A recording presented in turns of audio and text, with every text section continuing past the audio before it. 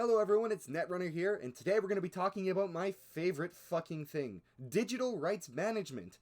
Yes, we are talking about Denuvo and why I fucking hate it. Now, you might have heard of Denuvo if you're in the PC gaming audience. A lot of the time people talk about how it's negative for performance, and it can be and has been, but that's not the issue I take with it personally. Of course, there's first and foremost the game preservation issue. Denuvo requires an internet connection upon first launch, meaning that, well, I guess if you don't have an internet connection, one, you're fucked, or two, if the Denuvo servers ever go down, you are royally fucked.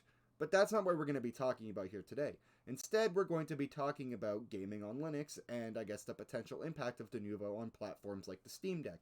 So, let's hop over to Steam for a second where I've got some stuff set up here. So if we hop on over to Steam, what we've got going on is I've got Hogwarts Legacy preparing to launch. What I have here is the game's properties, which includes the ability to switch compatibility layers. In this case, the compatibility layer we're using is Proton Experimental. Now, some of you might be asking, who, don't game on Linux, what the fuck is Proton? Well, Proton is a compatibility layer that we use to run Windows games. Now, where this starts becoming an issue is there are a lot of Proton compatibility layers, more than 5. Denuvo generally has a 5 machine per day activation limit. Every time you switch Proton compatibility layers, you are essentially switching machines as far as Denuvo is concerned. And Denuvo doesn't like that. You can only play a game on the same machine 5 times in a single day in most instances.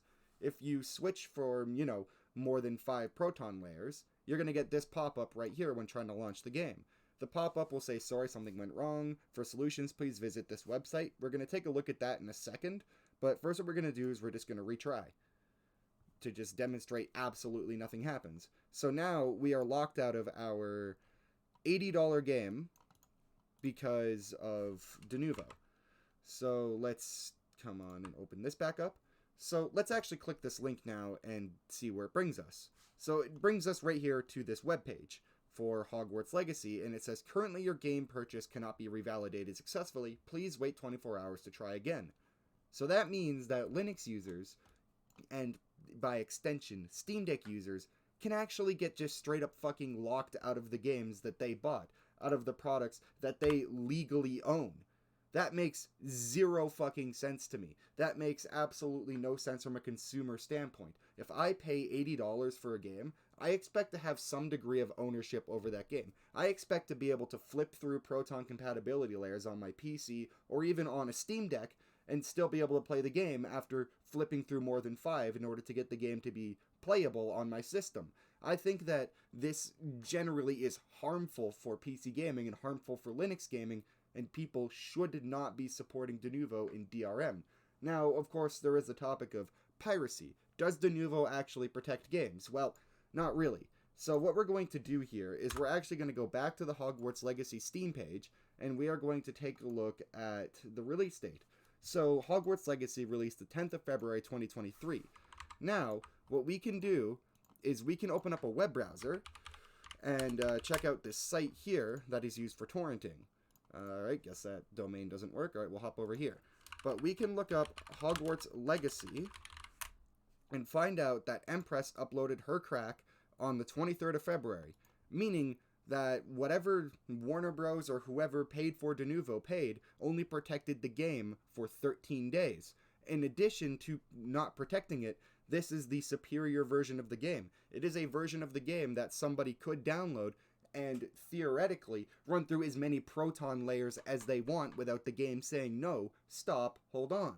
So they're expecting people to pay $80 or $60 in the United States for a game that they already don't own because it's on a digital storefront, but furthermore, a game that they don't even necessarily have proper control of on Linux or on an operating system other than Windows.